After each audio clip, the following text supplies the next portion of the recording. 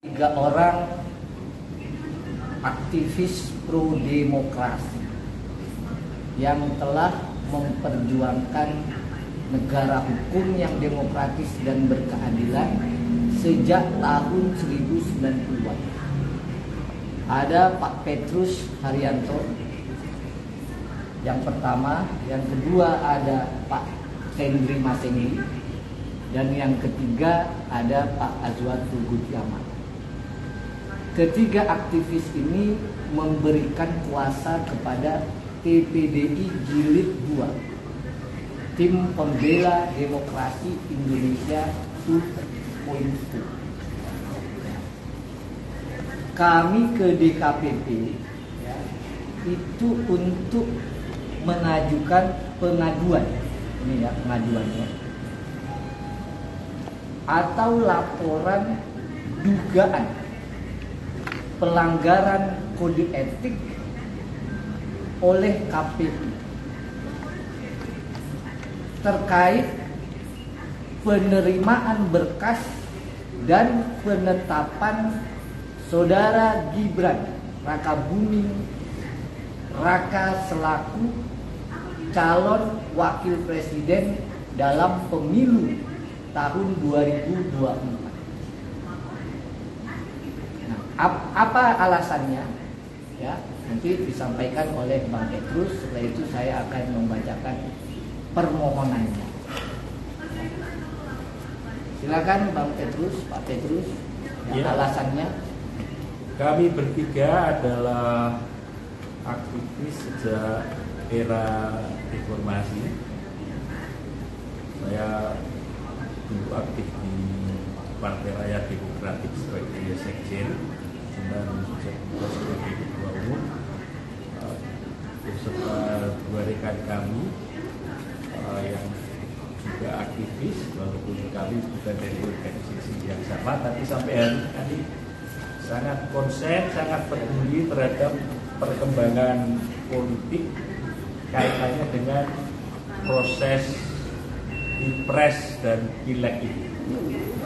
Bagi kami proses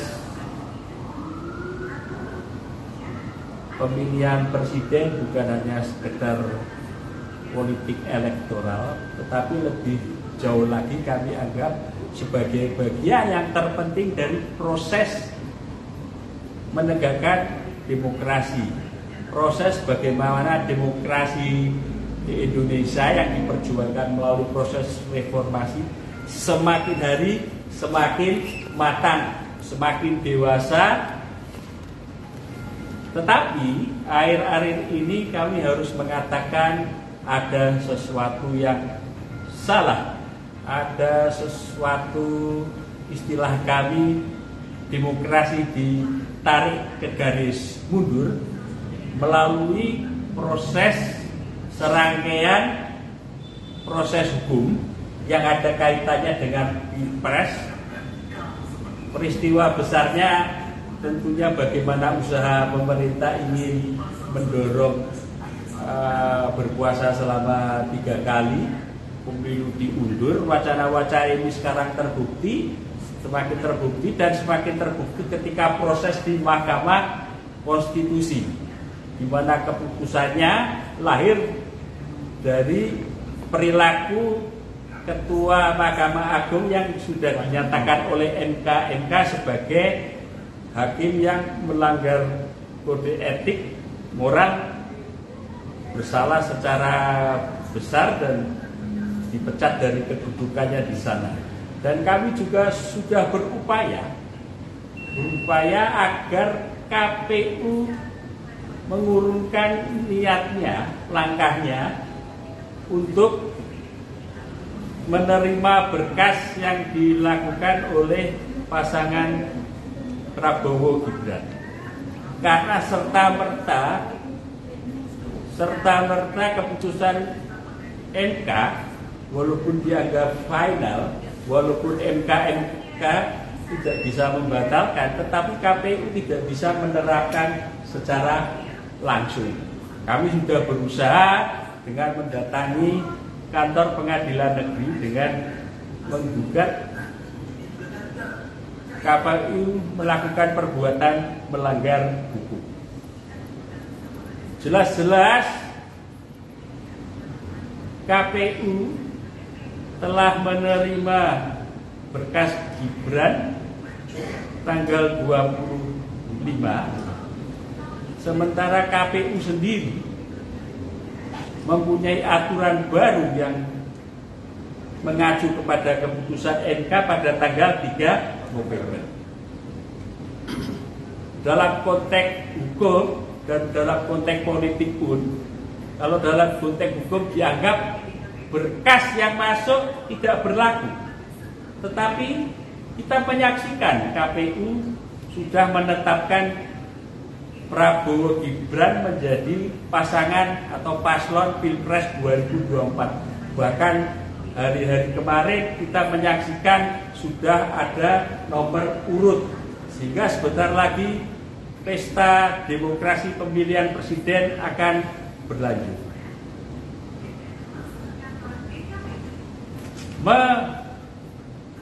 Melakukan penyelenggaraan pemilu tanpa mengindahkan aturan perundang-undangan dan hukum itu adalah salah satu bentuk pelanggaran kode etik penyelenggaraan pemilu. Makanya hari ini kami bersama 3 kawan kami, rekan kami, dan kami kuasakan kepada lawyer Bung Patra, mantan ketua YLBI, untuk datang ke sini melaporkan adanya pelanggaran kode etik penyelenggaraan pemilu yang dilakukan oleh seluruh komisioner KPU. Maka dalam berkas ini kami jelas-jelas meminta agar dipecat semuanya.